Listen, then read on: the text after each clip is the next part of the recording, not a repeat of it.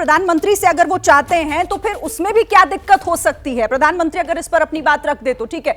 अब आगे बढ़ते हुए अगली बड़ी खबर का रुख कर लेते हैं, क्योंकि ज्ञानवापी पर अब कुछ भी हो सकता है। फैसला संभव है कि थोड़ी देर में सामने आ जाए। इलाहाबाद हाईकोर्ट में सुनवाई फिर से शुरू होगी। हाईकोर्ट ने हिंदू पक्ष से पूछा है कि खुदाई जरूरी है। हिंदू पक्ष का जवाब वो अंतिम चरण में है।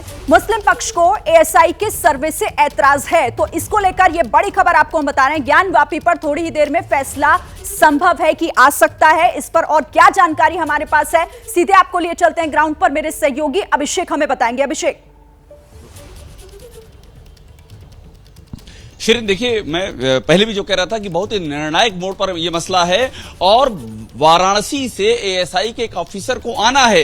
वो यहाँ 4:30 बजे का वक्त है, 4:30 जो यहाँ पर पहुंचेंगे और 5 बजे तक का सुप्रीम कोर्ट का दिया हुआ स्टे। हमारे साथ में मोइन खान मौजूद हैं। मोइन भाई, ये बताइए कि अभी 4:30 बजे ये शुरू होगा, 5 बजे जो है ये स्टे का टाइम है सुप्रीम कोर्ट का। अब आपको क्या जानकारी मिल रही, किस तरह से चीजें देखने को मिल सकती है? देखिए, जो एएसआई के अधिकारी हैं वाराणसी से आ रहे हैं, आलोक त्रिपाठी इनका नाम है, डिप्टी डायरेक्टर हैं, और ये उस टीम का भी हिस्सा थे जो इसने अयोध्या के राम जन्मभूमि में सर्वे किया था। तो ये एक्सपर्ट हैं। ये एक लैपटॉप और टैबलेट के साथ आ रहे हैं, बाकायदा कोर्ट को डिस्प्ले करके, डेमो दे करके दिखाएंगे कि हम इन मशीनों का इस्तेमाल कर सकते हैं, इस तरीके से हम काम। सर, ये है कि वहां क्षति नहीं पहुंचेगी इमारत को, ये बात यहाँ पर कोर्ट को संतुष्ट करने की कोशिश की जाएगी कि सर्वे से इमारत को क्षति नहीं पहुंचेगी। आपको बता दें, ज्ञानवापी से जुड़े हुए एक मामले में जो पिछले साल कथित शिवलिंग बरामद हुआ था, उसकी कार्बन डेटिंग का मामला भी कुछ दिन पहले आया था। 27 से 28 पन्ने की रिपोर्ट इलाहाबाद हाईकोर्ट में एएसआई की तरफ से दाखिल की गई थी, जिसमें तमाम आईआईटीज के जो प्रोफेसर हैं, जो एक्सपर्ट हैं, जो है उनकी ओपिनियन भी थी कि इस तरीके का सर्वे ज्ञानवापी के मामले को लेकर ही था, किया जा सकता है और बिना नुकसान पहुंचाए किया जा सकता है। तो एएसआई आज यही दलील पेश करेगी, इसकी संभावना ज्यादा है। और अगर एएसआई की तरफ से यही दलील दी जाती है तो जो मुस्लिम मस्जिद कमेटी है उसका पक्ष बेहद कमजोर हो जाएगा।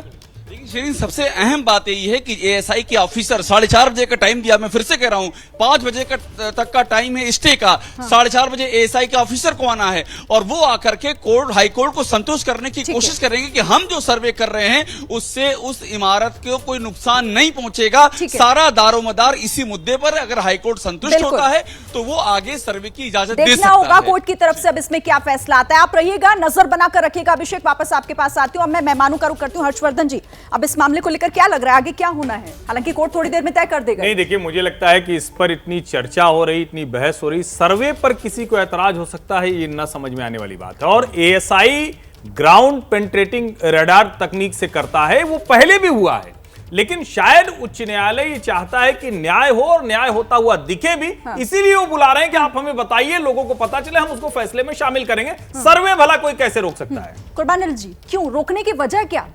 देखिए, जो रिलीजियस प्लेसेस प्रोटेक्शन एक्ट है 1992 का, उसके बाद इस तरह की चीज़ें अगर उठाई जाएंगी तो फिर एक नए विवादों को जन्म होगा। ये सिर्फ अयोध्या मामले में छूट दी गई थी, उसको एक्सक्लूड किया गया था।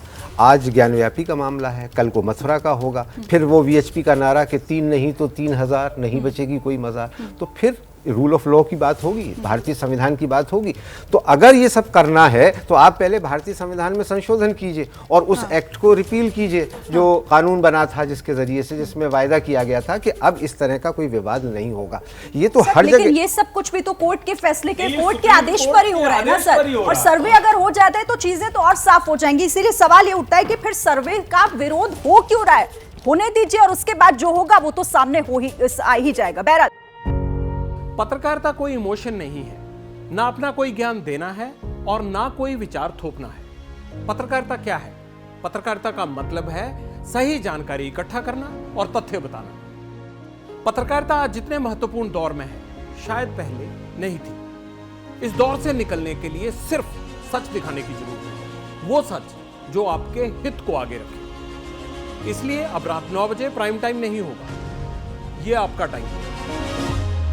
जगविंदर पटियाल के साथ देखिए पब्लिक इंटरेस्ट 17 जुलाई से सोमवार से शुक्रवार रात 9 बजे सिर्फ एबीपी न्यूज पर। एबीपी न्यूज आपको रखे आगे।